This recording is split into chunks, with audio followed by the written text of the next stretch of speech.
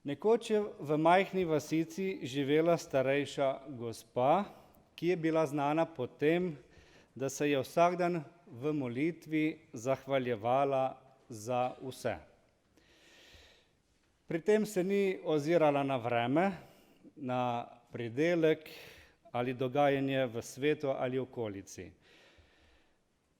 Vendar, ko je nekoč letina popolnoma propadla in ji je od pridelka ostal zgolj krompir, so jo vaščani vprašali: "Zakaj si pa sedaj hvaležna, ko imaš v shrambi, v kevdru samo krompir?"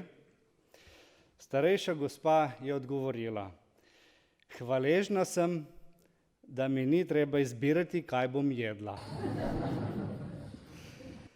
Vaščani so se najprej zasmejali, nato pa so se zamislili in ji naslednji dan pripeljali poln voz različne hrane.